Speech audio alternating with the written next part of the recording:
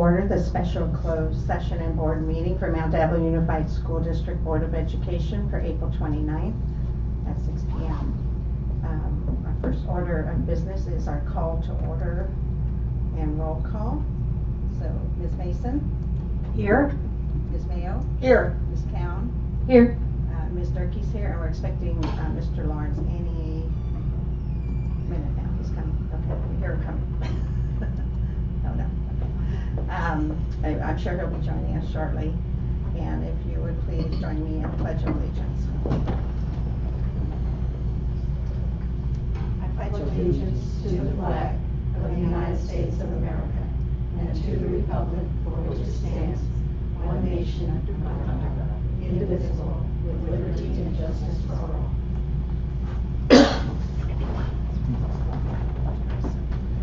Okay, our first item is public comment.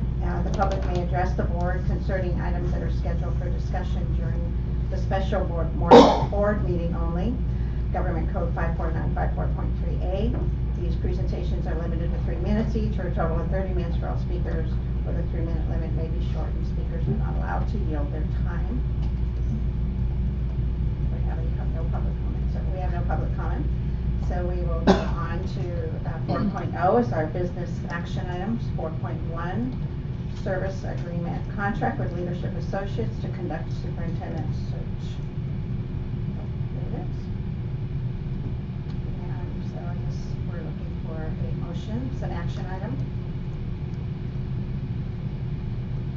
Madam President, I move that the board approve the service agreement contract with Leadership Associates to conduct the Mount superintendent search for the Mount Diablo Unified School District. Second.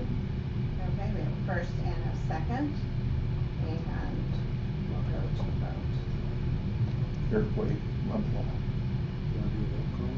no, I just need to adjust the meeting attendance.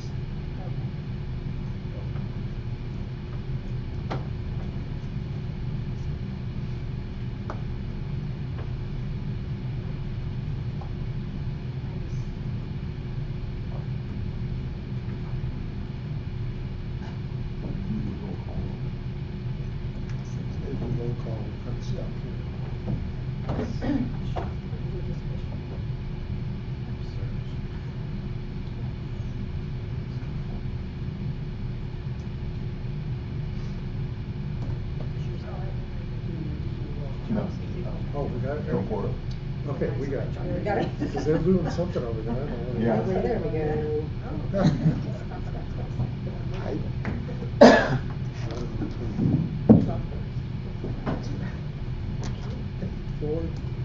Okay, that passes 4001. Thank you.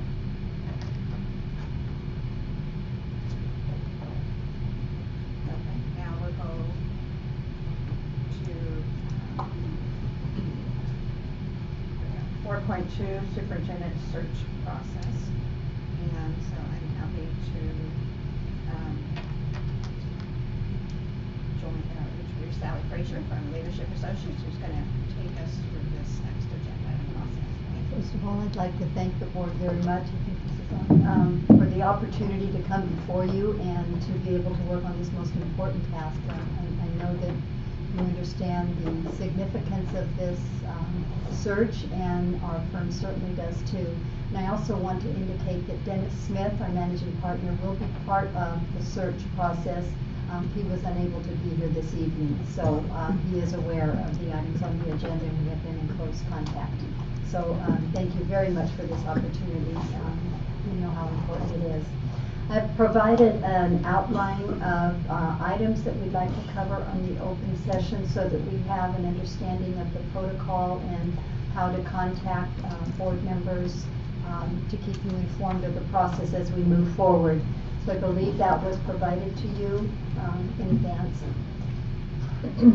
And it's also an opportunity for any questions you might have on the search process.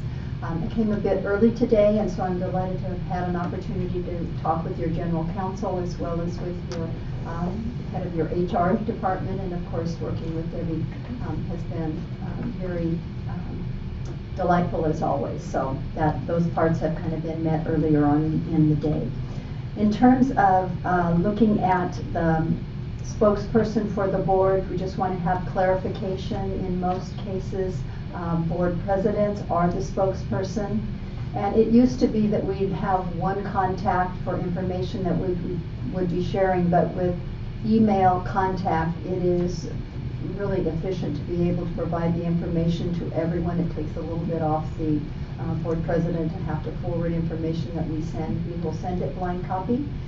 We ask that you not respond back because we want to be mindful of not trying to make any opinions or decisions prior to the appropriate time to do so. So as information comes forward to us, for example, the written report from the stakeholder input, that would be sent to each one of you at the same time. And I do have your email addresses. If there have been any changes in those, it would be good for me to know that. But if that meets with your approval, that's how we'd like to move forward in that regard. Sounds good, yes. Sometimes along the way there are little questions that come up that really don't involve it. They're more procedural kinds of questions, so we would check first with the board president and then have you use your discretion as to whether or not the full board needs to be involved if that also meets with your approval. We move to the use of the input from the board and stakeholder groups and the online survey. We look at this information as very important information because it becomes the foundation for how we develop your position profile.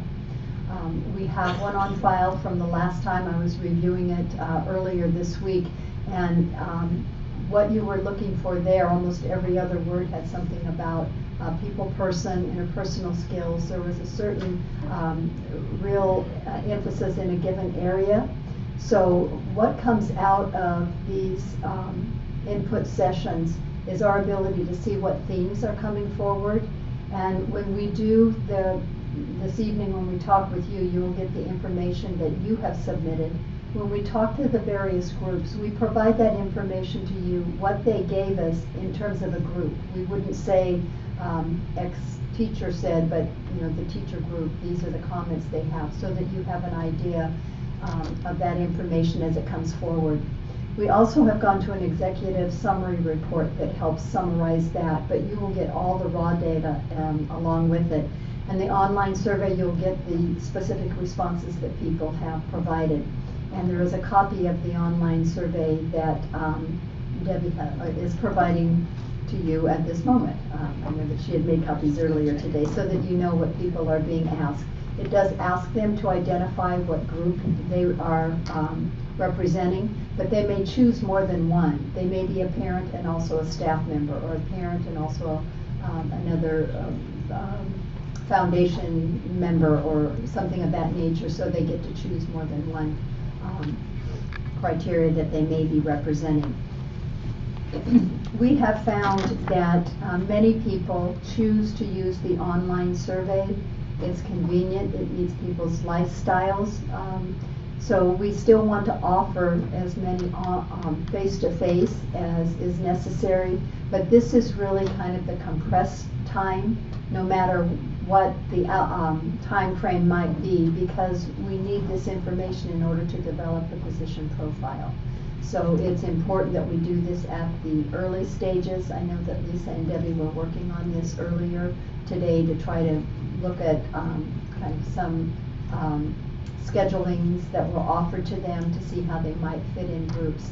So probably the most efficient way, if it meets with your approval, is to continue that work with Lisa and Debbie to have them actually fill in the types of groups, but make sure that we're covering all of the groups that you as the board are interested in, so we need to have a little discussion on that.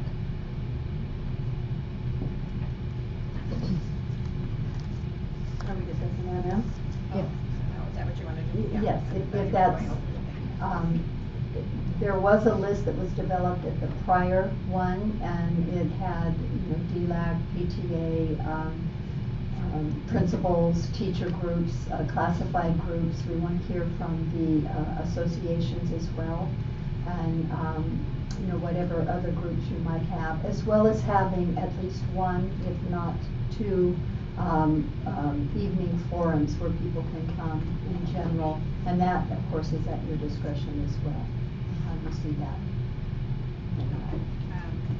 So yeah, I have my own thoughts, but I'll let, we can open it up to comments from board members. So, when we're extending invitations, I don't know how you will configure them to PTA and those sort of groups.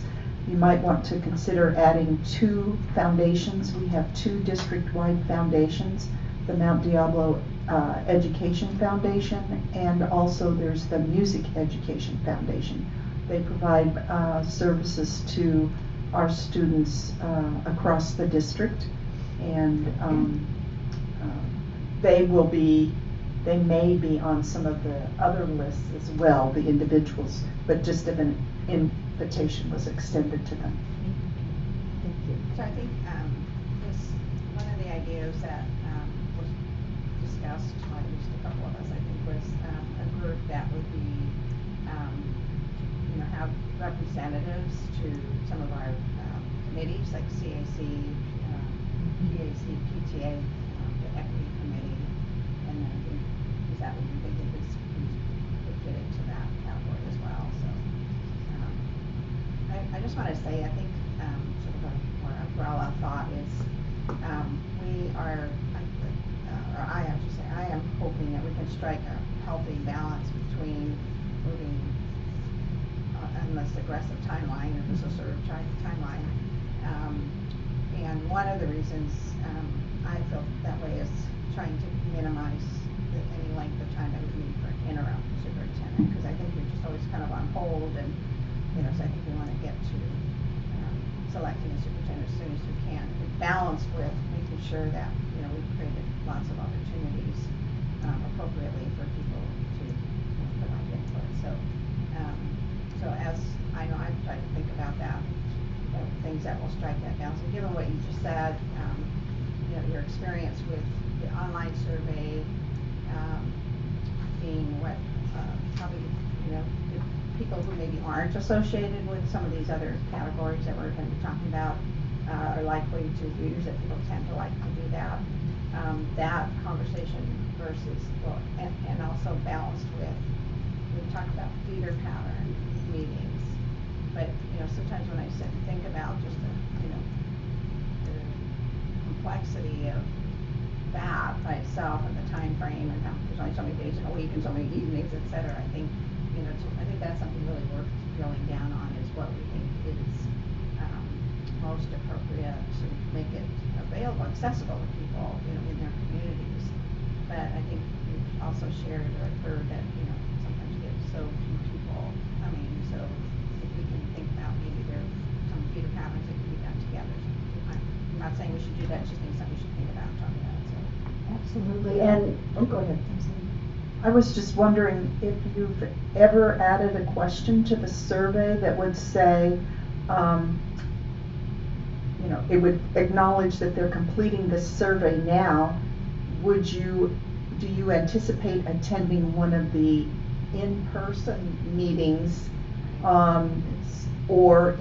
So if they said no, then you would know that, they finished with the interview process. Just as a comment, that might be good information for us to gather. We tend to have if you look on the dates that we're looking at running the survey, May 1 through May 10. If we're here in the district on the 10th,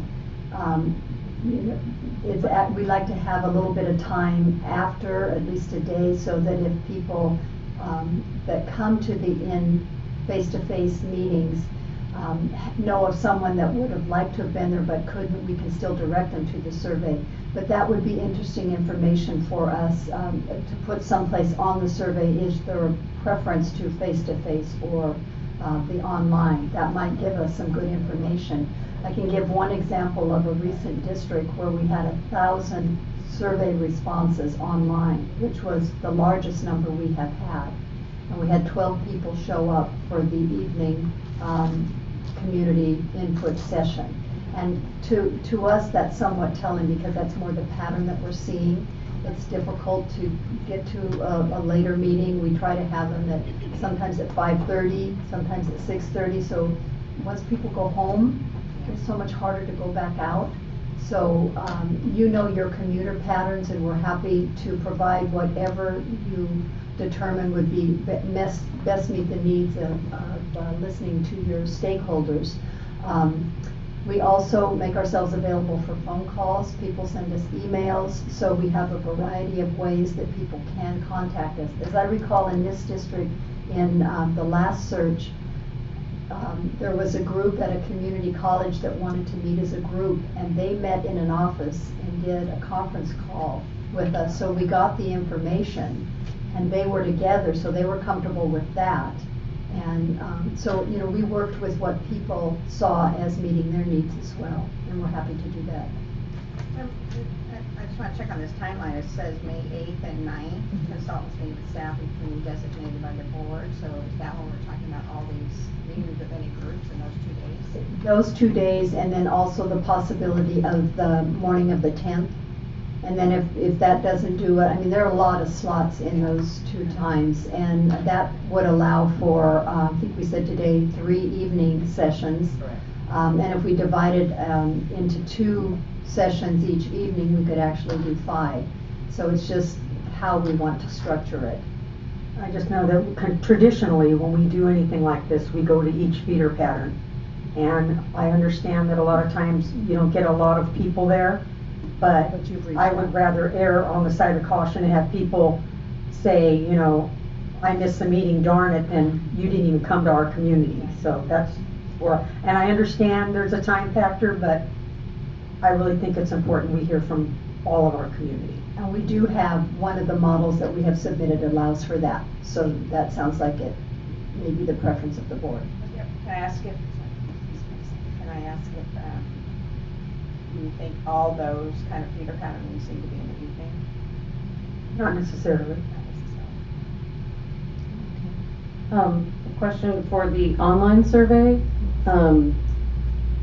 Would it be useful to have people say the location, like, you know, Concord or Pleasant Hill or Bay Point kind of thing, on the survey, so that we get an idea of where our online participants are coming from? Yes. I know that's a little tricky because it's where do you live versus what school maybe you're representing.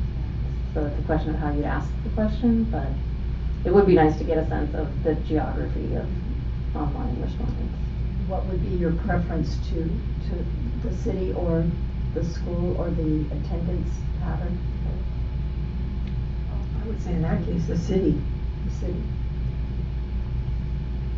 I guess I would agree with you, because not everyone at the elementary school level necessarily knows which high school they're going to. Or just because they live in Bay Point doesn't mean their kids go to elementary school in Bay Point. Right. So I think we'll get an idea of what community feedback we got. So, I mean, staff or teachers may be responding online to it, so we want to know what city they live in, or do we want to know where? You might have to put in out of district for staff. Or how would you? Well, and so the surveys, they're indicating whether they're a parent or We could list the cities and then have a place for out of district, and they could just check. And I would say on that one to allow them to check more than one, just like you do with a parent teacher, because they may be representing or working in multiple places.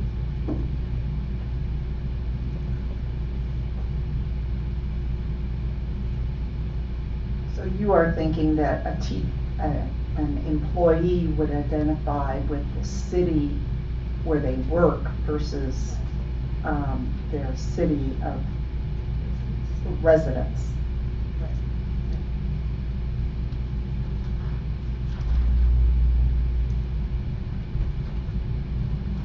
And then will the online survey be translated into Spanish Yes. as well? Okay, so what do you want to focus on right now? I feel like we're kind of bouncing around a little bit. Do you want to continue with questions on the online survey, or do you want to talk about the other grouping? that actually came from the groupings, so it kind of flows together. But the groupings are really the most important thing in terms of the scheduling, and I'm sure that that's what you're interested in.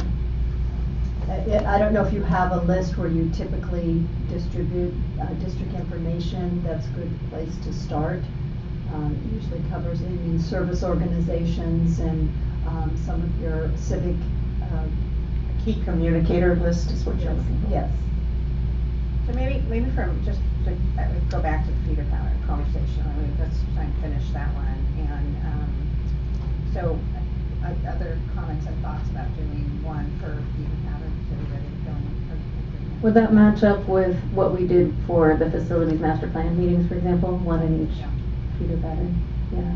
Well, I think they did one in each feeder pattern and then an additional one in Bay Point. Right, that's right, yeah. Right, holding one in Bay Point is helpful. Yes, it's important. Well, but,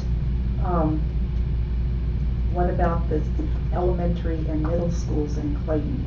Which one how do we need to provide direction as to where they would go? Okay.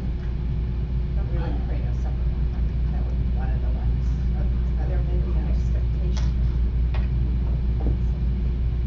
I think for facilities master plan, we had a separate one out in Clayton, didn't we? We had them to the charter schools. So we could choose charter schools. Right, so the other question is if you're listing what schools people are from, to make sure to include Eagle Peak. Yeah. Okay, well, let's try and start simple. We're saying, we're addressing that issue, but saying that we want to have one per feeder pattern. So it's Mount Dabo High School, Ignacio, Northgate, College Park, Concord High, and also Bay Point at a minimum, right? Unless you have the Mount Diablo one in Bay Point. Because then Concord residents could also go to the Concord High School one if they really wanted to. Exactly. Yeah, that would be respectful. I think that makes sense, yeah. Okay, are we in agreement with that? Does that make sense to you, given what we're saying now? As long as it makes sense, Okay. those scheduling, it's fine. Okay, so those are feeder patterns, and then the other part of that is we let people know that anybody, staff, like parents and students, and you don't have to be in that feeder pattern to go. So it's like all these Yes. dates, whatever, you can go to any of these. But that, how do you usually facilitate a meeting that has, let's just say, the parents and staff? Would those be mixed conversation, or would you separate them? Typically, we would not separate them. If they're community forums, they're open community forums. We have specific sessions for teachers, specific sessions if you just have a group of parents, like in the PTA, you want to invite parents at large. We do not separate them in community forum. We can ask when they provide input, if there's a specific group, if they would include that as they provide their input. So I think the reason this came up is thinking about our teachers, and the one idea that I think Linda and I did a little bit of talking about this originally, but was that we would have a group that was all of our labor leaders. So Medea would be included in that, but it really truly just be leadership. So that doesn't necessarily create a huge venue for teachers from throughout the district. And so the feeder pattern would, of course, the online survey does, of course, but the feeder pattern would do that. And I was just trying to think through, the feasibility of a teacher, giving input next to a parent and vice versa. That was my only. I think I heard that it doesn't necessarily have to be in the evening for some of the community forums. If that's the case, we could look at the schedule allowing for, say, a 3:30 or a 4 o'clock session that would be for staff, the school staff within a feeder pattern area. So I think there are ways we could address that. I would just ask if we do have afternoon ones, that we try to have other geographically close ones that are in the evening, so that we provide that flexibility. If someone can't make an early mid-afternoon one, that they would then be able to go to an evening one relatively nearby. And the more we have geographic locations, the fewer overall sessions we're able to do because the travel has to be considered in that. So we want to make sure we're still having a considerable number that are at the district office. But I think the scheduling is really the key to that. Some confusion after that. Okay, so then, we mentioned, like I said, the labor leaders. We also thought about DMA being part of that group as a group. And that certainly could be here, right? Yes. I definitely agree with that, as long as we give them, which we would, advance notice of what leadership groups that we were having on a particular day, they would be here for that. I remember being a part of the search, when Dr. Meyer was hired. So that would need to not be May 8th, 9th, 10th, I'm assuming? It could be, it depends on the time of day that we have it. Because our schedule goes from 8 o'clock until 6 o'clock on both days, so we can be very flexible. Okay. So we already mentioned the other group, which is CAC, PAC, PTA, Equity, the two foundations. Does that cover everything?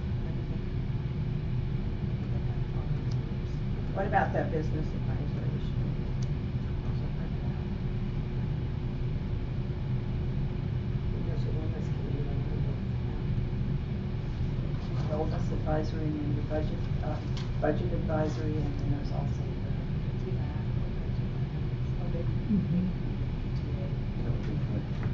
Sorry, CAC. And also in the building, being mindful of our confidential employees classified and our, well, I think CSEA would be a part of the other group.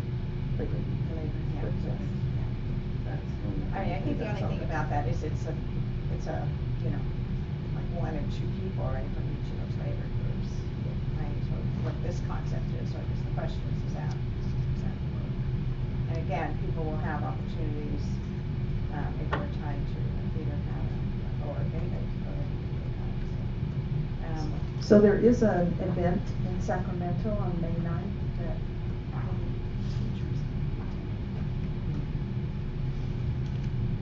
so that may affect his scheduling. I don't know whether it's just Medea or if it's all teachers from Contra Costa County are doing a rally in Sacramento on May 9th. The same day as the Academy Awards? Is that what- Yes. Oh, no, I'm sorry, not May 9th. So the evening of May 9th is the Academy Awards event that many people will be at. Right. So not a good night for an evening meeting. What is the date?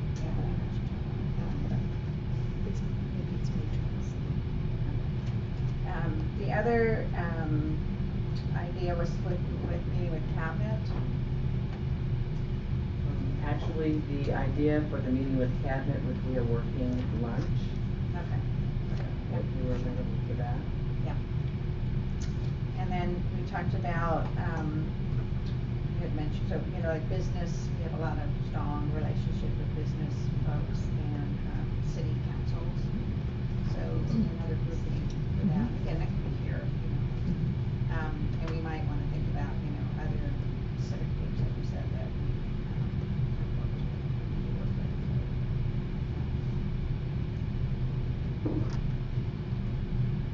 Piece of cake, right? I have to say, this is the most complex part of the search. Yeah. And because it's always in a compressed time frame as well, in order to get the information early enough.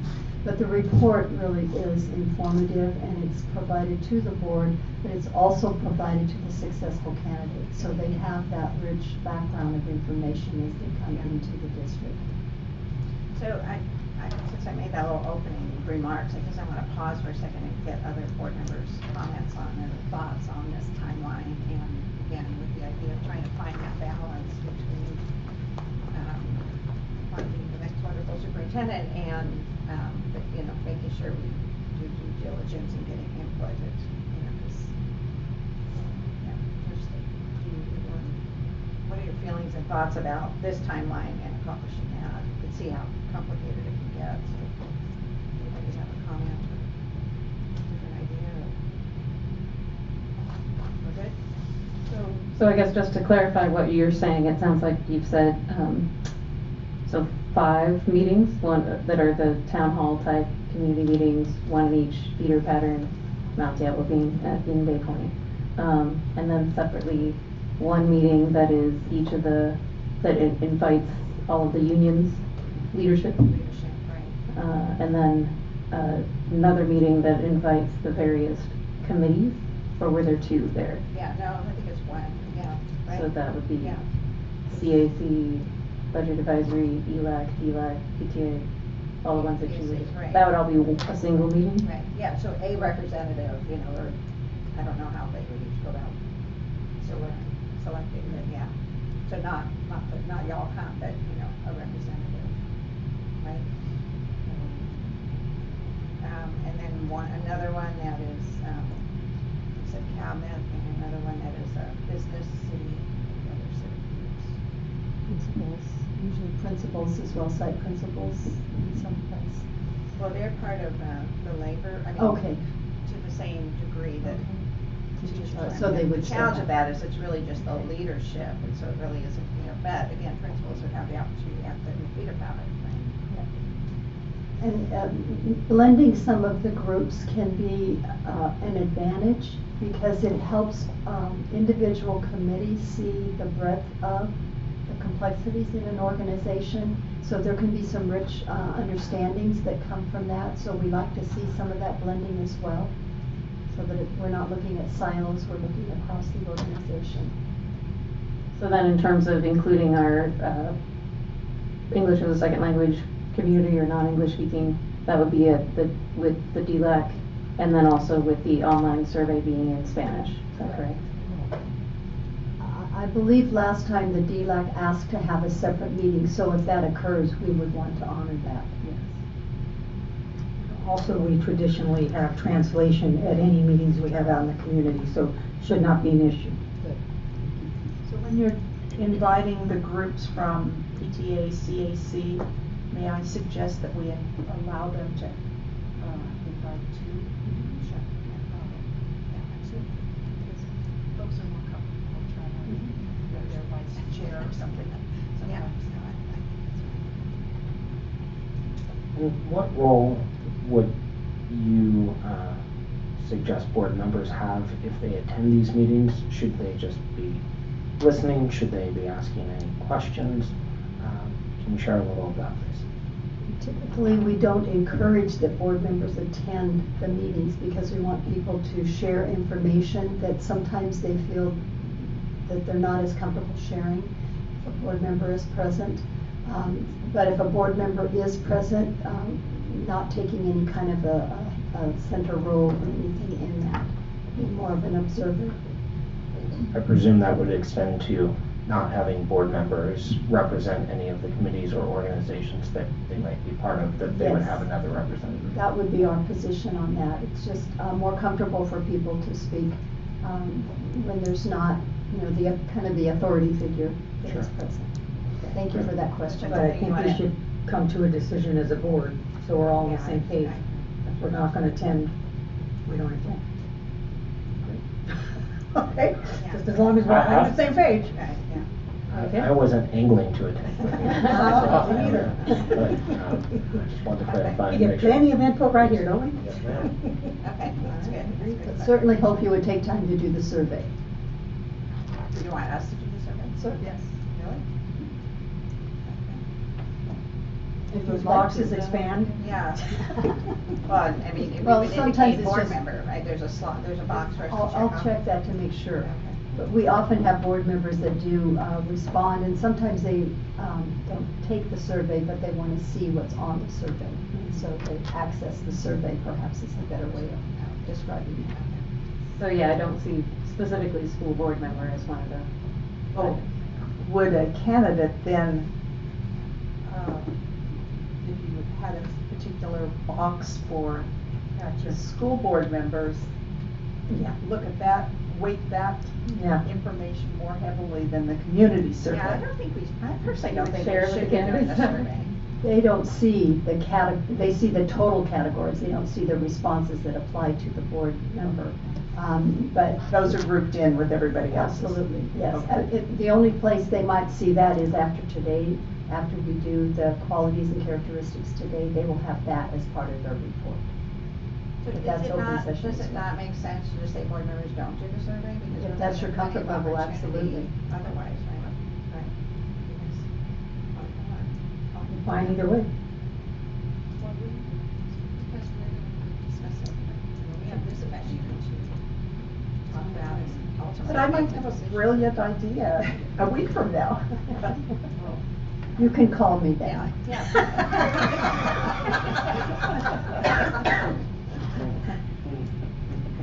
Okay, all right, does that, everybody good with what we just talked about?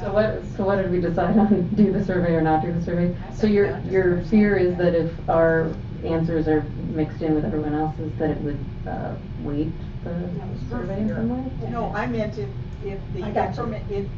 if the report said, this information is from Concord High School, and all of the respondents were listed under Concord High School, there might be a category for Board of Education, and our responses would be listed in the group of Board of Education.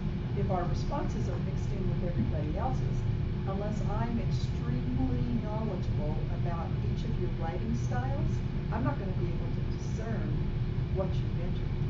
No, but just my view is that this is our opportunity to hear from the community as to what they are hoping that we look for, and we'll certainly play a large part in this process. And so I think, to me, this is both at the meetings and the survey would be the public's opportunity to weigh in. Yeah, I don't think it should be weighted at all by our input, because we have really the ultimate decision, and our job is to get input and then use that to discuss and decide, so. Okay.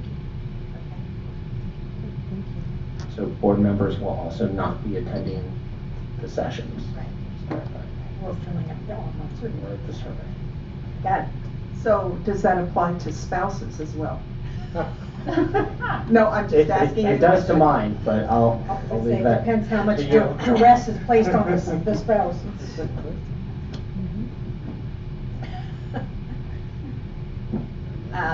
I guess if somebody wants to cheat the system, they'll always find a way, so what are you gonna do? We do our Well, best. Well, I don't want to silence my husband's voice, nor do I direct his voice. Well, I would say you can't silence his But voice, for so there you go. example, we have 2 board members who have children in our district who have spouses that That's are right. probably very involved in their school sites. So are we silencing their voice? I would say I definitely don't direct my husband's voice. So that would be a no. Tell my wife. Sorry, Gary, you can't go there? I don't think so. I don't think you can restrict that. No, freedom of speech here. Yeah. Some of us still believe in that. Some of us Well, like- that's the point I some of us was like to getting stay to. married, too. Okay. All right. And just to make sure that it's known that the district provides the information for the position profile about the district and the community, because we want to have it accurately reflect. And usually you have that on file someplace anyhow. So we have what you had entered last time, but there may be some changes to that. So we want to make sure that that is known, that that's part of that process.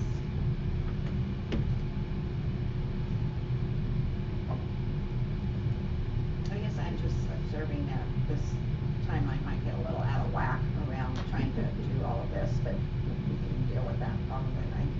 Yes. May I share a little something about the timeline as far as May 8th and May 9th?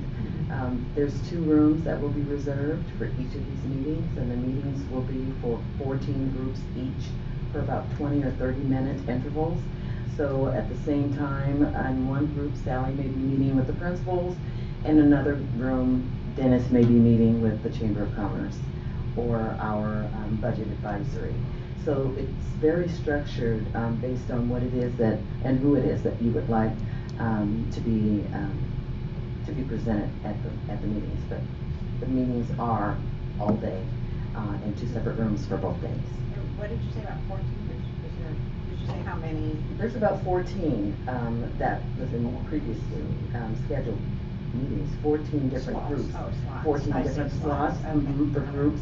Okay. How for- many, and how big are the rooms? Are they, is there, I think in terms of a certain number of people? The boardroom, room 6, Yeah, okay. those are the rooms that we've, Okay.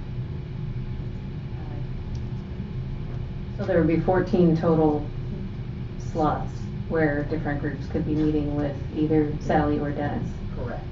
So in one day, we would ideally address 28 different groups. 28 total. Okay, 14 in each room. 28 would be, 14 would be with Sally, and 14 would be with Dennis, depending on how you wanted that day to be structured, but there is a format for it. Be sure and provide a high-protein lunch, please. Yeah, Sally. Water. Back on, Sally. So of the 28 groups, are those of the groups that we were just talking about? Absolutely. Okay, so they could be broken down into smaller sections Well, I if think they were needed. just trying to plan ahead, so I don't think you're gonna have a need for 28 slots, based on what we just talked about, but, you know, we have this, so I'm looking at 1, 2, 3, 4. So like with the CAC budget advisory, those groups you were talking about all in one Right. meeting, Right. that would be one of the 28, is that what you're saying? It could be, it all depended on what you wanted. And can I just share a little information from what I heard today?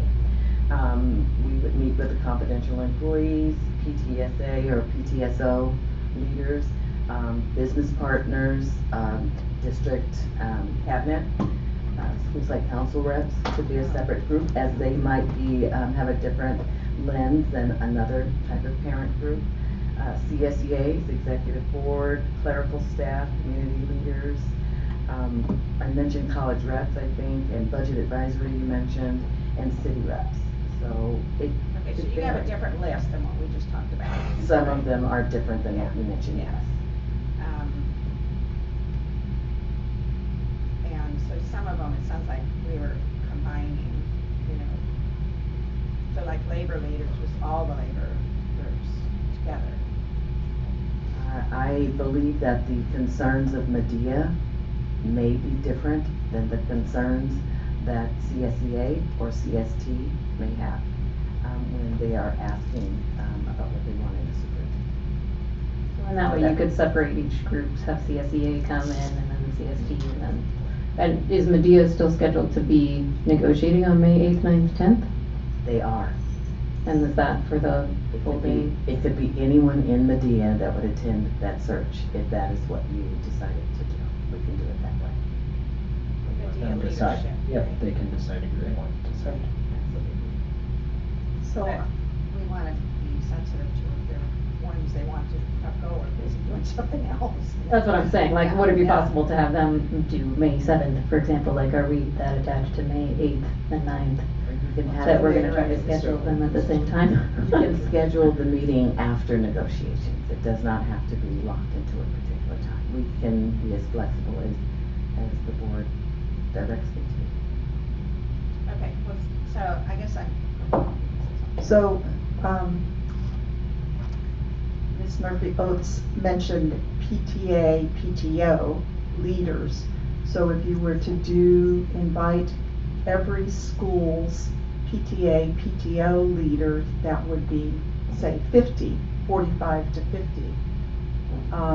Versus having those folks participate at their school sites in the feeder patterns. Is that one group that we can, normally they don't, PTA and PTO don't meet together as a group. PTA does, the council PTA does. Right, And I so- figured that 1 or 2 people that might attend as representatives from that could just join the CAC, however that group worked out.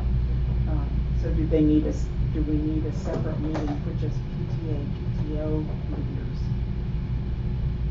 So, just another question, you talked about 30 minutes, where did that idea come from?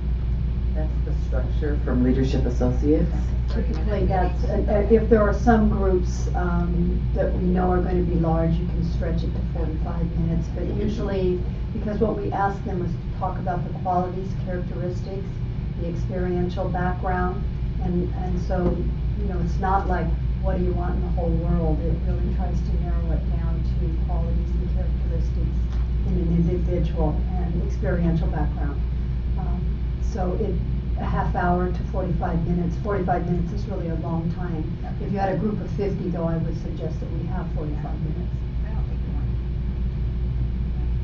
Because, we have to balance representation as well, so. I find it very hard to believe that they're really involved in parent club or PTA, they're not gonna be at their feeder school meeting anyway, they're gonna come, because they're the ones that show up all the time. So I don't think we need to separate them out, other than the 2 PTA from your meeting to go to the one that has all our subcommittees on there. Well, I don't want to speak for the PTOs nor the PTAs, I just did. So maybe we need to revisit again. So we were talking about one group, one meeting, and maybe it sounds like 30-minute, 45-minute meeting that would have CAC, PAC, PTA, Council of PTA. Yeah, Council PTA, basically representatives from our different committees. I don't know that we need one from the Career Tech Ed Advisory Committee if we're doing business, in Measure. So, but DLAC, but with the possibility DLAC might want its own. DLAC being its own. Yeah, I can see that being separate. And the equity and the budget advisory. So CAC, PAC, equity, budget advisory, Wellness. and wellness. What else meets all the time? And then, Bond oversight. bond oversight. I'm writing all this down. So, and then maybe should we just decide that DLAC's gonna be separate? Is that, that's better than to do? I think it's helpful because then you can plan that meeting will actually be held in Spanish and there'll be translation to English for those of you. Okay. Okay, so that makes sense, then that would be, and we're talking about max 2 representatives for each of those groups. They don't have to send 2, it's a one. Except for DLAC, I imagine Right. you're gonna Yeah. have just DLAC, their whole board will probably be there. Okay, all right, yeah. So then will there be communication with like a group like DLAC to find out if they're available during the day versus evening to be able to schedule that meeting at a time that works for that group? Excuse me, I believe we can do that. And then, I understand your point about separating, Medea. It sounded like you were gonna do meetings with each unit, is that right? I think it would be beneficial, but I would lean toward whatever direction you gave. I do know they have different concerns. Yeah. Why don't you, I think as an HR person, you probably know better on that one. I was gonna say, I have a great deal of Yeah. faith in our superintendent and staff who will be helping coordinate this process, and I would think that as we, as well as leadership associates who've done this for lots of districts, and so I think us sharing our main themes of inclusion, over communication, giving lots of opportunity for input so that everyone feels like they have the opportunity to share and they have multiple ways to do so, and that we open it up to as large a pool as possible. And I'm sure that Murphy Oaks will use that as a guiding principle as she already does. Yeah, I guess I feel strongly about us knowing exactly what the configuration is, because I think for an eye to the appropriate balance in terms of, this many people from one organization versus another, so. So anyway, I think between what we talked about, and again, I would defer to you on that, on the, labor union folks. But then the other one is business and city, and, it makes sense to have that as a separate group as well. And then talk about cabinet holders. And if other board members were comfortable with it, I would certainly feel comfortable if staff had any questions, they directed them to President Durkee, who I think has a sense of at least how I feel and hopefully other board members feel, and felt empowered to speak on our behalf versus us trying to schedule a meeting to address something from a logistical standpoint. But I would personally certainly feel comfortable for you to speak on our behalf. I would as well, yes. Okay, all right.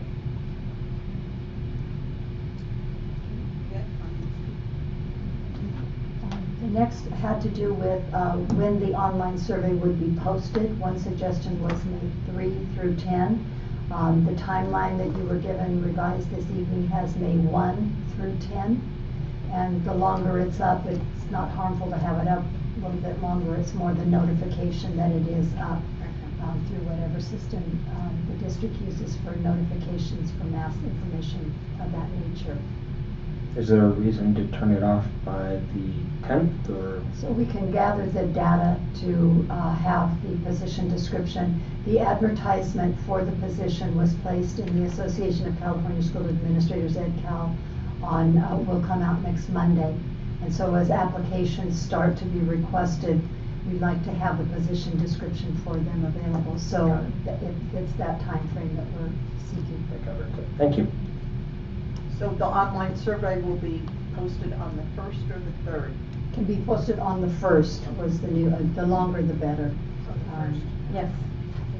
And we'll make that addition of adding the cities and then outside of the district, city outside of the district.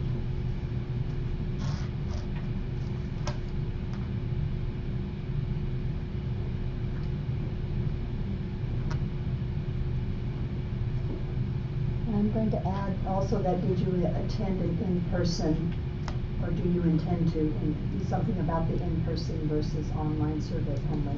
I think that would be good information for us to have. It's just a suggestion. Like that suggestion.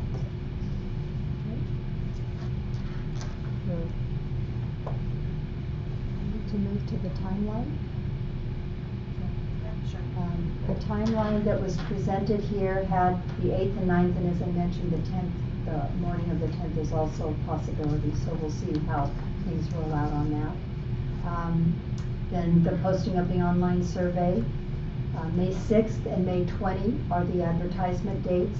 AFSA EdCal did not publish on the 13th, so those were the 2 dates that were available, with the closure date for applications to come in by June 3rd.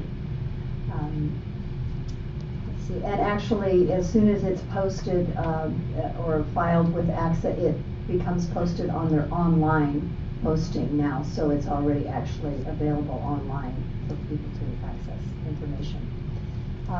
In terms of the meeting that we would come together with the board, that Dennis and I would be here for a closed session meeting to talk about all the candidates that have filed application, and then our recommendations and your selection of who you choose to interview. If it's at all possible to have that meeting on June 20 or 21, Dennis is available to actually be here on those days. Otherwise, he'd have to join by phone. And my preference, and I think yours, would be that he be here. Anytime after 11 on either one of those dates would work for him. And I don't know what those dates look like for your calendars, because of course those trump his. It's a Thursday or Friday? Thursday or Friday. I'm fine with it. Thursday would be better.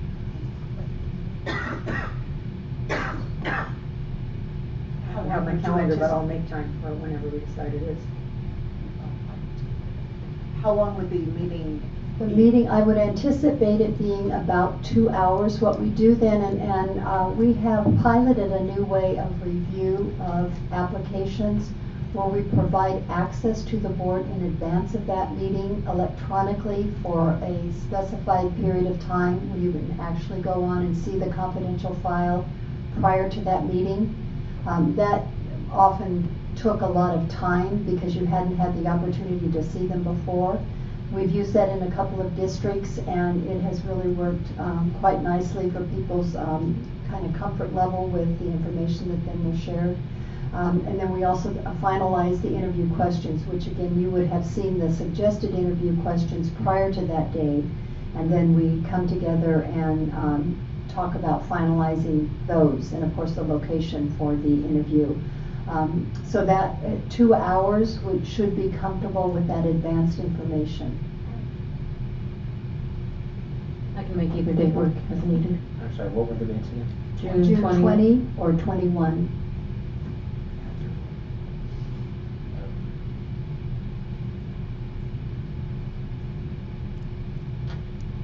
And that's with the target date of June 28 and 29 for the interviews. That allows for still enough time to prepare the materials for interview. So I'm going to be in Europe from June 17th until. Recruiting for us? How nice Yes. of you. So any international candidates? And you're From the recruiting? 17th until? July 8th. Or until July 8. Oh, you trust us? No. That was the correct answer, by the way. Just so you know.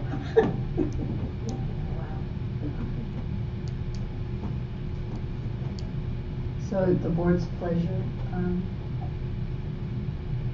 Is there any chance of doing the 15th or 16th or? It would also affect the next part of the timeline than the actual. Which are the interviews. The pressure with the 15th would be our opportunity to do the reference review in a thorough manner and still have the binders prepared for you for that meeting. That would be the, depending on the numbers. I would, and I would actually be much more concerned. So I would be happy to provide advance notice and call in for the review of the applications. I think that would logistically be possible. Unfortunately, my bigger concern would be around the interviews. Which one? Because he's not returning till July, so that's a whole week later, more than a week. Bad scheduling. I thought it was a quiet time of year when I booked it in January. The intent for this was to target that July 9th board meeting in order to have someone on as soon as possible, targeting the August timeframe for that. So any change in that or making it later in the timeframe would obviously impact that, because the contract has to be at a regularly scheduled board meeting, so it can't be at a special board meeting. So I don't know what your next date would be after the July 9th. July is blacked out. I think that's why we tried to get to July 9th. July, because traditionally we don't. Normally don't meet in July. Yeah. Well, The Why I- website had a July 9th. well, July 9th is a Tuesday, too. That would be our website. Your website? Unless there was some error, maybe. And The board meeting? I will be out of the country from July 15th to 25th, Our, Yeah, Ready? because we don't meet in July. Right. You don't, in July, you don't have As a far as I July know, 9th? the next regularly scheduled board meetings are May 13th, June 10th, June 24th, August 12th. August 12th. and So August 26th. 12th becomes your target date. Yeah, I think he has to move to that. It has to be a regular meeting. Yes. It has to be a Put in regular. the And Brown what Act. is the definition of a regular, like? Regularly, the regular board meeting, you can't That's call a been special posted, meeting. Oh, right, okay. The Has to one- be Just wanted scheduled, to make sure. what you do in January, you schedule. That's, under- I was just wondering if it had to be scheduled. That changed a couple of years ago. So legally, how far in advance does one need to set the regular meetings? The regular meetings are usually your organizational meeting That was- in yeah. The one December. in December. Yes. That So was August sense. 12th then becomes Yeah, your, right. your Yeah. target. So we got all So, kinds of time. because June Okay. 20, Yeah. so, because June 24th would not be, that's the last one before the August meeting. June 24th was He's a, he's gone in Europe, 24th. yeah, he would be gone, 24th. I mean, we could make the 24th work for, or, no, you couldn't do it by the 24th of June. Because you'd have to have a validation and the interviews, you can't do it under, August 12th. I think in the big picture, we can deal with, August, really seriously.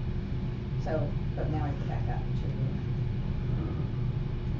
if we're trying to go for the August 12th board meeting. You're sure it's going to be done? I will be gone July 15th to 25th. So we have between July 8th and July 15th. Mhm. Is that right? When are you back? July 8th. Well, he needs 12 hours to sleep. So fly back on Monday the 8th? Come in from the airport and just start going. So if you're looking at weekdays, it would be Tuesday the 9th through Friday the 12th. Is it jet lag Well, so better we're coming trying, back? the interviews, we're talking about the interview dates, right? Right. Yeah. Yes. You're talking interview dates Right. in July, okay. July, you said 8th through the Well, 12th? not the 8th, the 9th is coming back. Okay, 9th through the 12th? It's like Tuesday the 9th through Friday the 12th is what you said, right? Yes. Does that work? I believe, I can confirm it for you. I'll shoot you an Excel email. Okay, on July 9th through 12th is interview, and it doesn't have to be weekend for candidates in July. They tend to be a little more Oh, I see. flexible in July. If they're not in Europe. Yeah. So if weekends, Well, then you and could that- add the 13th and Yeah, 14th. they're probably in Europe then. Actually, that is why that date is so significant, because we post that. And anyone who has applied then knows when they have filed application, when the interviews are scheduled. So it is a really important date for us to have. And we typically say 2 days, because if you say you have 6 candidates and you interview one day and you do the finalists the next, so we want you to set aside 2 days for that. So it would be either the 9th and 10th, or 10th and 11th. 11th, 12th. So are you asking us to choose those dates right now? I didn't think that was possible, right? Okay. So as soon as we have it, if anyone has a date in those 4 days that you cannot make it, it might be good to know that right now, if you, outside of Easter Lawrence.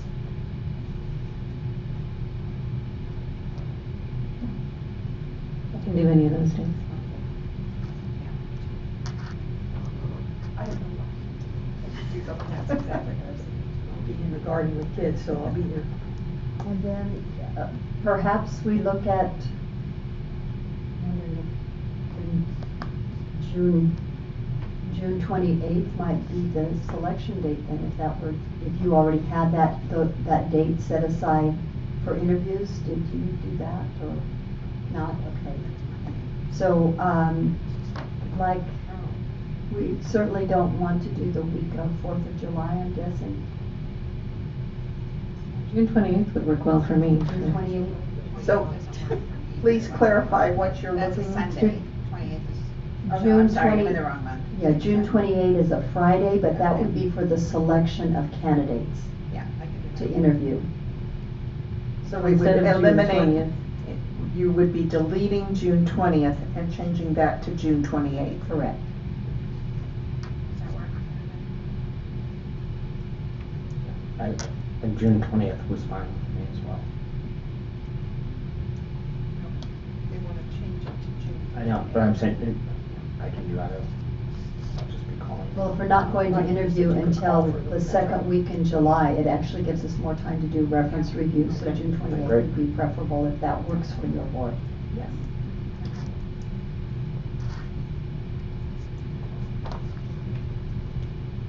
And for, Dennis would be making flight arrangements, so do you have any sense of what time of day you would want to meet on Friday? The 28th. Yes. I'm wide open that day. What time do you I have to will be there? see if I can arrange my childcare, or swap my childcare. Poor boy, he's so confused. So I will, if I'm able to do that, I'll just. So is morning best then, before picking a time? All right. That might be the week we're doing killer I'll be interviews, but in. I'll look on my calendar and see. If I need to step out, that'd be a good deal. What you said, 11? After 11 Yeah, for I'm- flight.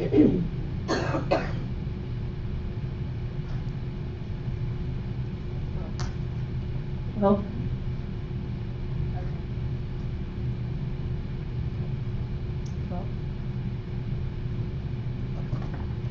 plan about 2 hours. And you, Mr. Lawrence, would you have access to review files? Yes. I Because believe we- they have the internet in Europe, so we I should be good. I meant more like interest rather than access, perhaps. Yes, Because I- we could set those up. I'm very excited to hear that we now will have electronic access, and that works great. So- I would be able to review them beforehand, absolutely. So we just do regular email and you, okay, I perfect. would, that'd be great. Okay. It's too bad we don't, just can't all go. Or you can come, That's you right. can come. We can all do this in That Europe. meeting is where in Europe? Is that out of your district? I'm not. We're pretty big. We can tie We it into have to leave regions. a couple of, we have to leave a corn behind, so we couldn't monitor it. So, we will need action on the, timeline with the, information on the actual interview dates between July 9 and 12 to be determined. Madam President, I move that we approve the timeline as presented with the change of June 20th to become June 28th. And the interview dates to be determined for 2 dates between July 9th and 12th. Second. Oh, do you want us to do it electronically? Is there a further modification because we're having to change August the 12th. August? Yeah, and To change. reach the August 12th. August 12th. She said as presented, didn't you? Oh, but also changing the regularly scheduled board meeting for approval from July 9th to August 12th.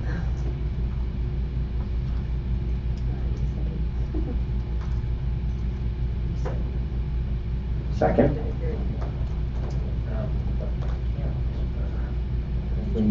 I can't, oh, no, I can't. Thank you for adding. I just needed to give you my. I'm back.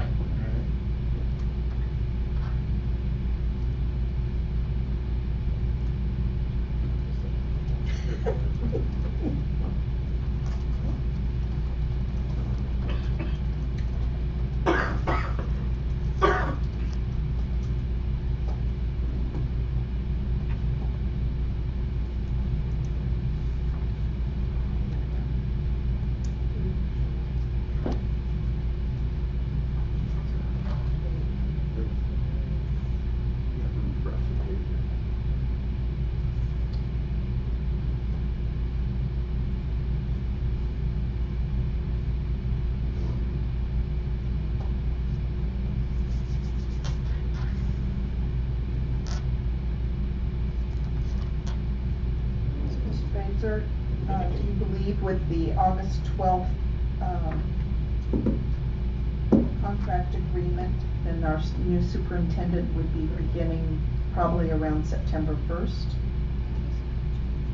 I think you might, it depends on the individual, but I would give at least a month, if not 6 weeks, so it'd be more likely October 1. But that could be determined on an individual basis.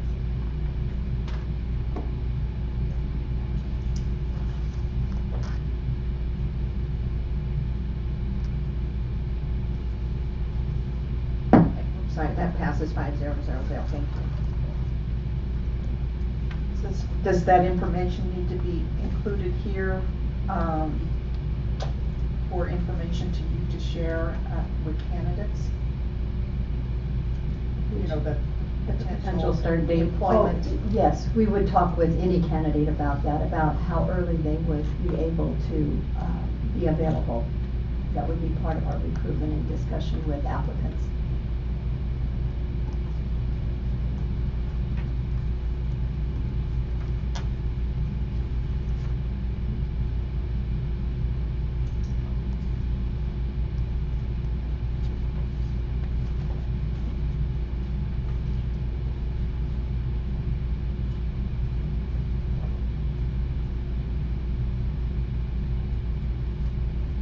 Okay. We're ready for fun. Thank you for that timeline.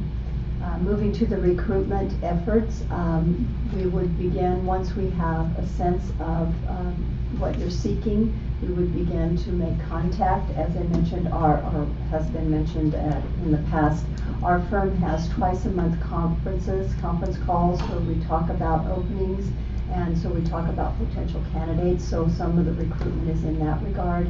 And then, of course, inquiries that we get from people, and then we'll also have a component of this evening's meeting for names that you might specifically want us to review. Under item F, the worksheet of a contract parameter, you will be provided, I believe it was provided electronically, the contract parameters worksheet, or there's hard copy here.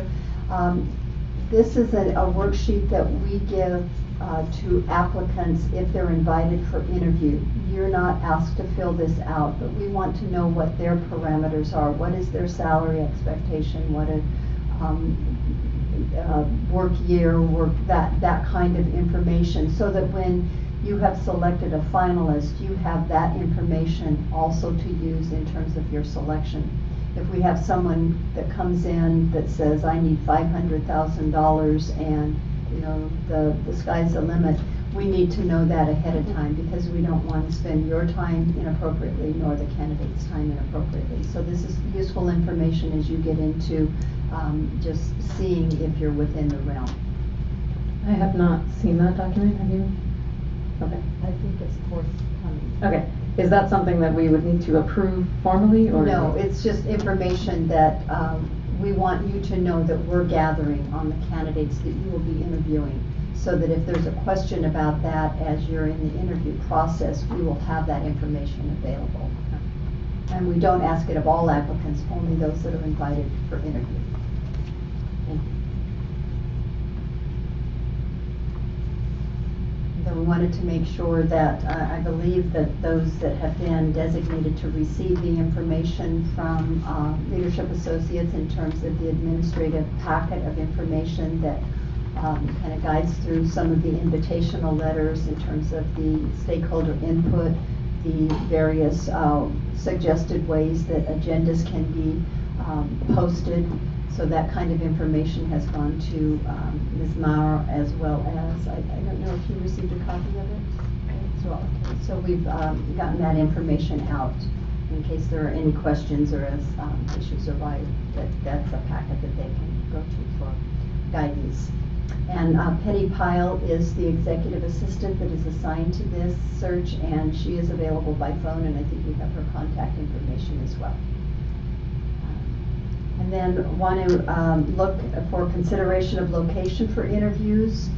Typically, they're held out of the district office if there are people in the district office, and that is usually for confidentiality again. So I know they chose a location outside of the district during the last search, and so just to kind of be thinking about that now that we have the dates, once we get the dates for the interviews. It was inside the district, but It has to be outside in- the district office. Correct, outside the district office, but it must be within the district boundaries, yes.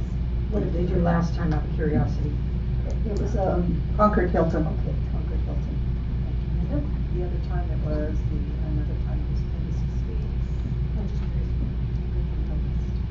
Someplace with a conference room that has entrance exits so that we can guide candidate out and another one in. And any questions that you might have for clarification of the process before we go into what you're looking for in terms of all of these characteristics?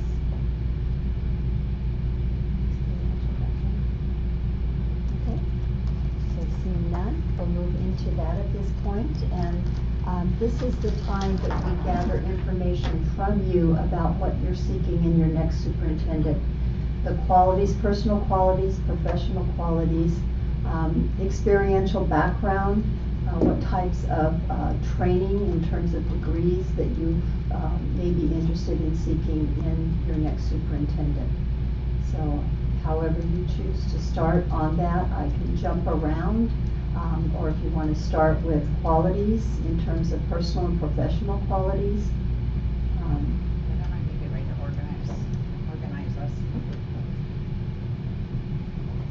So qualities, personal and professional qualities. What do you want your next leader to embrace? Clonality. Clonality. I wish I could tell you that's the first time I've heard that, but Okay, well, I'll start. Everybody's being shy. I think strong interpersonal skills, and of course, along with that is a strong communicator, effective communicator, are some personal and professional qualities that I think are really, really important.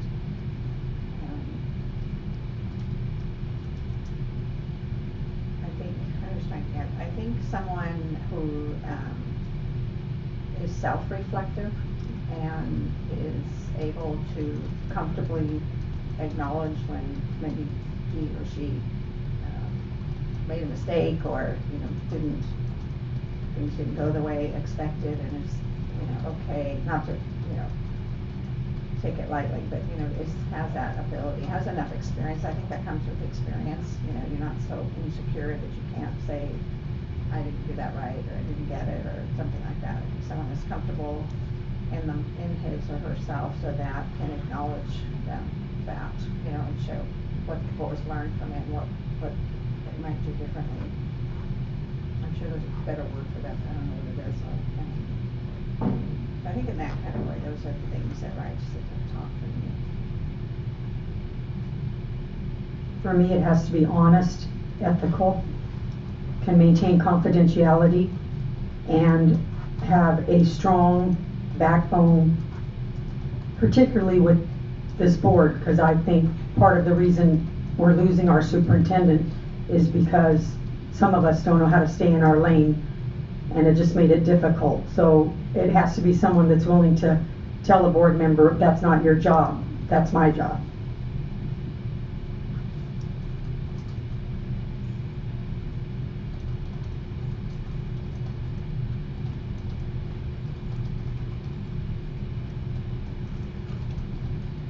Student-oriented, empathetic,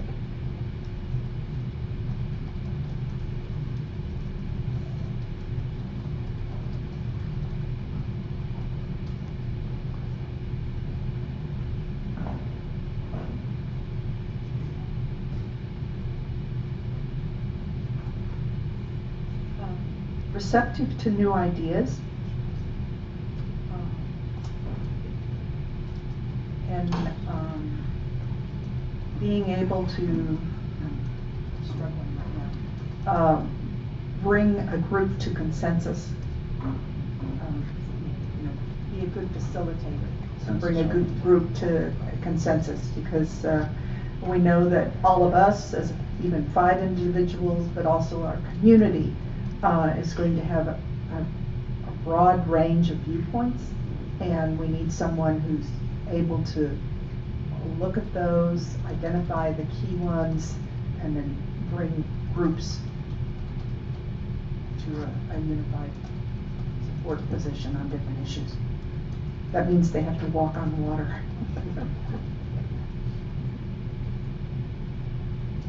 I would say ability to work well with teachers, staff, and community. So I think that's a lot of what I've already been hearing here in terms of effective communicator, as well as strong interpersonal. And I think, based on what you were saying about self-reflective, the way I think about that is that the organization is a learning organization, so that it creates a culture of that person would be self-reflective, but we as an organization would also be self-reflective, that we find areas that we can improve on, and rather than hiding them, we work together to improve them. So yeah, kind of setting that tone. I would agree on that as well. And agreeing with what everyone else has said here as well. Honest, ethical, very important, student-oriented. The one other thing I would say is, this may be walking on water as well, but someone who's visionary, someone who's not afraid of of innovation and trying new things to make sure we're giving our students the best opportunities that we can. And I think along with that would be data-driven, constantly looking at our data and adapting to do a better job for our students. So, I don't know if this is still under the same category, but maybe that's okay, but I think, I would want to see someone who has a high level of comfort with, working with fiscal issues and being on top of that and, you know, comfortable, and willing to, take some, you know, responsibility for monitoring it, him or herself. We have people that do that well, but I think it's important the superintendent has a good working knowledge of our situation, so, and is comfortable with it. I was going to suggest someone, and I realize this, well, it still applies to many candidates, I think, who's been through some sort of budget reductions. Because it's easy to be able to spend money, but it's a lot harder to look at a system and determine what's best for the organization in the long run and maintain student focus. So the fiscal is important to me, but also what experience they have. My preference, although not something I would make a requirement, would be someone who has experience in a similar sized district to us. In charter schools. Experience. So as long as we're going down that path, I would wanted to say that, I won't say I won't consider someone who doesn't have this, but my strong preference is to have someone who has superintendent experience. Nellie didn't per se, but she had a high level, you know, she still had pretty high level experience, so, you know, that was obviously the appropriate exception to that, but I think, it's just a whole different thing when you're in that seat, you know, so. So that would be a preferred? Preferred, yeah. I'm not adamant that I won't think about anybody, but, yeah.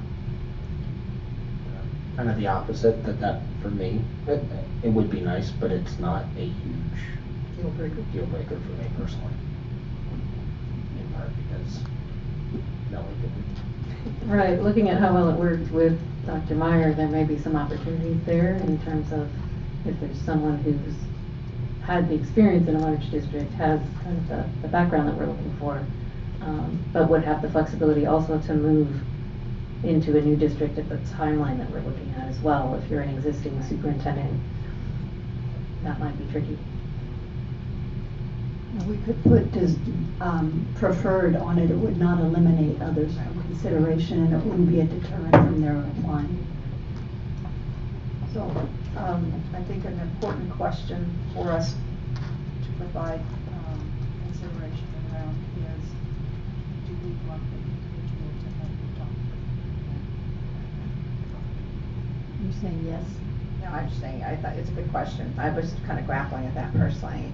I think it would be, to me, it's similar, preferred, that I wouldn't rule someone out if they had all these other strengths, if they didn't have it. What's our history in our district of our last few superintendents? Have they all had doctorates? None of them? Not all doctors are created equal, so. Yeah, that's right. So in the last 3 or 4 superintendents, none of them have had a doctorate? No, I didn't say No. none of them, I said not all of them did. Yeah, Not all. some did and some didn't, yeah. Not sure that it's strongly correlated with No. success. So do you want that included as doctorate preferred or desired, or? Desired is a little less than preferred. I guess we're split on that. Or absent on it, I mean. Yeah. That is something that if, whatever the board's consensus is on that, that would be included in the position description if that is preferred or desired. If it's not, then it would not be mentioned. Right. Dr. Meyer had a doctorate. In our history. What a difference. Did you say Dr. Merritt did or did not? She Did, And does. And Stephen Lawrence did, okay. Gary McHenry did not. McHenry did not. So, I guess my preference would be, I would like to see us have a wider pool of people in which we as a board have an opportunity to go through and look at the strength. So, you know, well, I'll just leave it there. I would like to see us attract as many candidates as reasonably possible. Would you want masters expressed or administrative credential specifically? I think that, yes. So yes, administrative credential, and yes, masters? Typically, if you have an administrative credential. Then you have you have masters, so masters. yeah.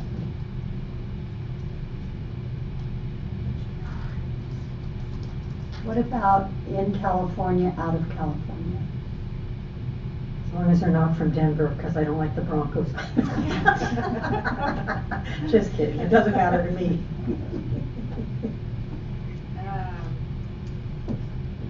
This Chargers game. Well, I guess we need to talk about, do we believe that the system in California is so different than other education systems, that the experience in California is a plus? How long does it take a superintendent from out of state to become familiar with everything in California? Of course, we hope that our assistant superintendents and directors are knowledgeable in their field and can provide the guidance and expertise, and then there's California law around ed code and everything. My first preference was someone in California, but I'm happy to hear the conversation around out of state. I think I fall the same place that Brian was talking about. I'd rather have more to look at than less to look at. That's just me. I would share the preference, but echo the sentiment of Mrs. Mason. More reading for us to do. Yeah, I mean, I think I agree with that, but I also think there's a balance too, that, you know, we're on a really fast timeline, you know, so I do think it's, you know, with LCAP funding, LCFF, all of that, I think it's a bit of a learning curve. So I'm just hopeful that there's people in California who already understand all that, you know, that will be really good, strong candidates for us. So I wouldn't take someone, you know, it's, you know what I'm saying? Just Well, think- some of that yeah. you would handle through the papers. Yes. Yeah. And there are sometimes candidates who will apply that have been in California, moved away from California and want to come back. And so they've had California experience. It may not be within the last few years. So it does keep the pool open. Yeah. And if there's someone that maybe can make that transition, that would be part of our discussion with them, and then your decision would be based on that. So it would not specify, just it's open. One thing that I think we haven't talked about yet is a focus on equity or specific results, but specific track record that they've had in providing education to all students. Including adults. Emphasis that Students and not children. Yeah, adults, yeah, that's right, yeah. district that promotes lifelong learning, right?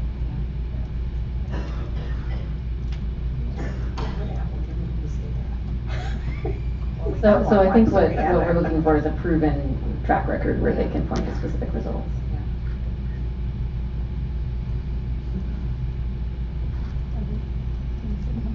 So I think maybe what we were sort of kidding around about is the adult education. I would hope that would be part of the description, you know, that we are a pre-K adult district. Yep. So we haven't talked about language skills, whether they're multilingual. Is that a preference of the board, or are you keenly interested in that?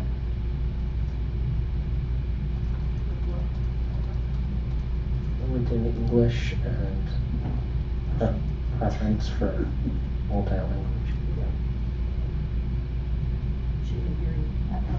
So fluent in English, preference. I think that certainly multilingual would be, Bilingual a plus. bilingual would be a plus.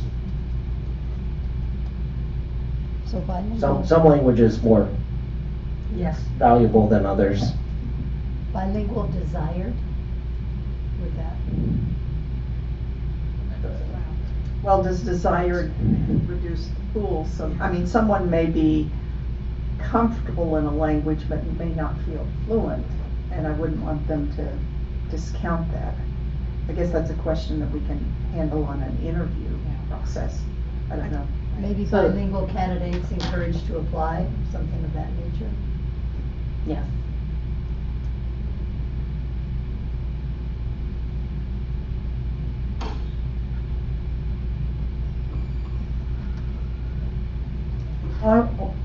I'm also interested in a candidate who is an educational leader.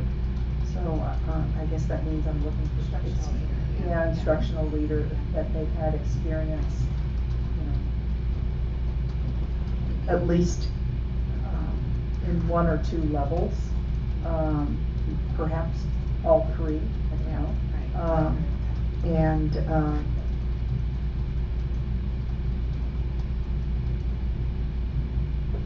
When you say multiple levels, are you talking grade levels or site level? site levels is what I meant. Site level, Like teacher, Elementary, middle, administrator. yeah. okay. Yeah. Not necessarily first grade, second grade, 12th grade. Teacher site. Elementary, middle, high site, school. you know. Adult. Adult, yeah. Maybe I should take You can't, you have to wait 18 months. Okay. It's a lot.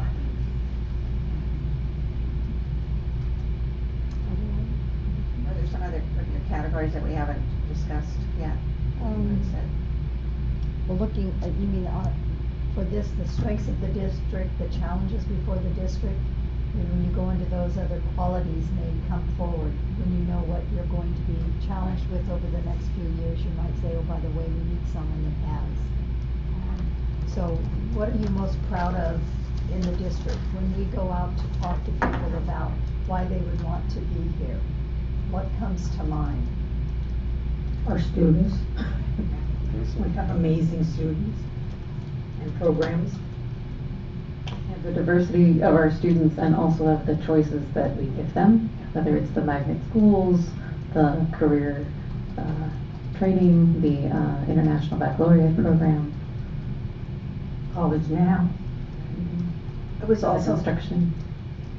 interested in someone who has a background or an affinity for special education, because since I've been on the board, we have had highs and lows with special education. That's not necessarily, I don't mean that negatively, but it's just community perception or consent decree, or, we were working on many tasks. I think that our CAC is a very strong group, and we have a great team right now in special education. So that segment of our district will always need close attention, because it can become litigious easily. And it's a strength of the district as Right, well. I think yeah. there are people who move from other districts in the region to our district for that reason.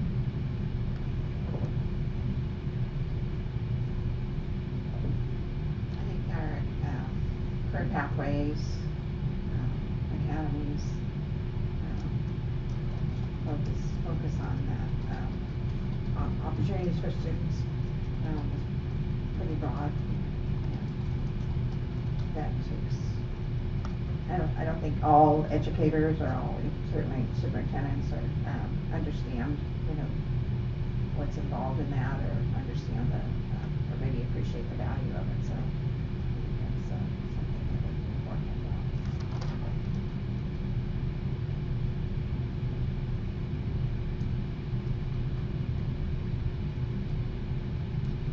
What challenges do you see before your district over the next few years that someone would need to have? You're my guide.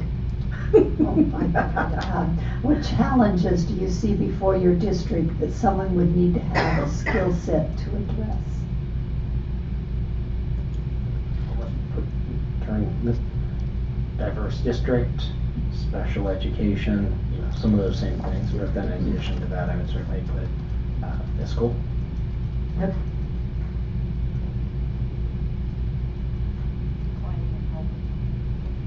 Declining enrollment, she said.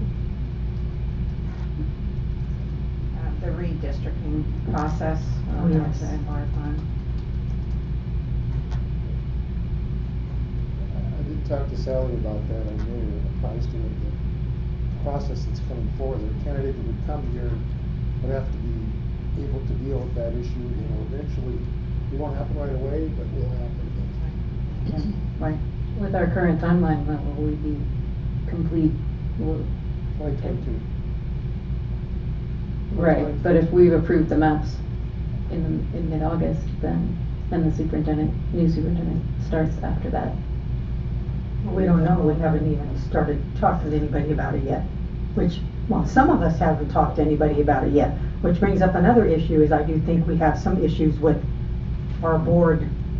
I'm sorry to say, I don't think the training you did with us really sunk in, because I don't think people are following the agreements we made at that about staying in their lane and not micromanaging and not directing staff and a whole lot of things. And unfortunately, and I'm not saying, I don't know, but I'm just saying, as long as I've been in the education world, word gets out, so I wouldn't be surprised if some applicants have heard that maybe our board tries to overstep their bounds. So that's a challenge to me. So, going back to your point, we do have a timeline, right, that we've got on the redistricting, so. is that what you're asking? I would say that There's just legal rules around that, right? Right. Yeah. As far as the timeline, you've seen a draft and we have not adopted one. Mhm. But the statute basically sets Right. timelines. That are really out of your control to a certain extent. My belief that you'll be probably adopting trustee maps probably in October or November. There's float in there, what we call float, that's a Right. construction term. But obviously, we'd like to have something by the end of August. My guess it'll be more like the end of September, beginning of October. Because you Okay, will have so an there could be some opportunity to look at overlap. maps. Right. And the community will have times to weigh in, so you have to consider that. So I think it's happening right about the same time, but. It may not be complete. May not be complete, but it's gonna be something that the new superintendent will We have to deal with, yeah. With the result of it, not the process. The process will be me working with you and a demographer working with us together. I do want to make sure, returning to your point around characteristics and based on the community feedback, that if we strongly hear from the community that, for instance, that they really do think that it should be a requirement that someone is bilingual or things like that, I want to make sure that we have methodology for incorporating that feedback into it, because otherwise there's no point in having community input if it's not actually going to help craft this. That's exactly why we'd like that community input process to be so compressed in that early part. And this is electronically posted. So if there are changes that need to be made, any applicant who was sent the first will also get a copy of the revised and be noted where the revisions are. So that is a process that can be fluid. I noticed in the online survey, the word bilingual is one of the choices. So we will hear from people who take the online survey for that. I'm wondering though, for other items that we bring up here, whether any of those should be incorporated into the online survey, like special education, for example. Leadership Associates has developed, this is your general, do boards normally change up your recommended questions, or does that come out in the open-ended questions on the online survey? Most typically, boards use the online survey that's presented. We did have a board most recently take the word bilingual out. It wasn't applicable to their district. So, that change was made. but most typically they use this. It provides a lot of information when people have the opportunity to free float that, what's on their mind. So when you have, say, representatives from CAC, that may be what they hit the heaviest, and so you'll have a number of comments regarding that in your open-ended answers to the survey. So we would still capture that, it would just be in the I would open-ended expect, yes. section, okay. So I have two other items. Northgate CAPS, which is our group that wished to secede from the district. That's, I don't know, ending somewhere, maybe the status. And then the impact of charter schools.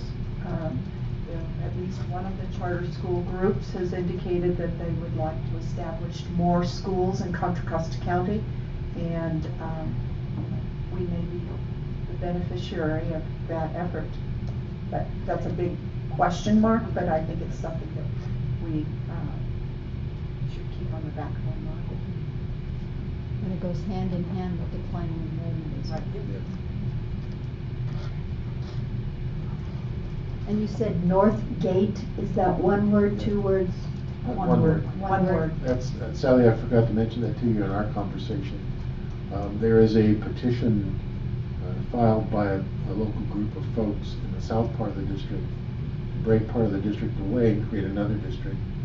That's been heard at the county committee level, and it was denied, but it automatically goes to the State Board of Education.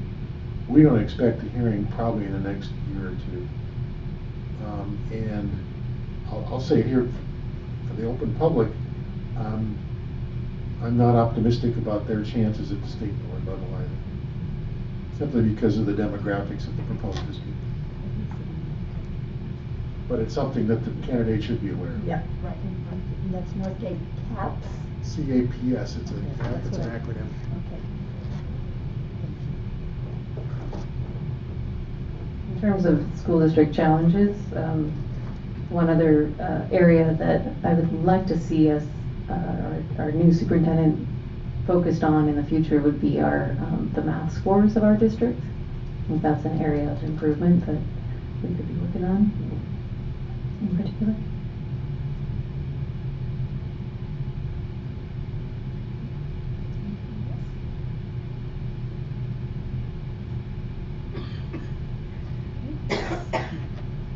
That's an important list, and it certainly gives us a lot of information in terms of talking with candidates about your views on the district even prior to having the online survey results completed.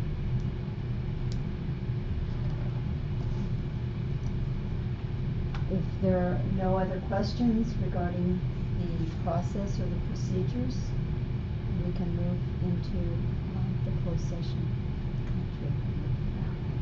I think we're moving, right? Yeah. I'm moving to another room. So we need to close this. Yeah. What are we supposed to do?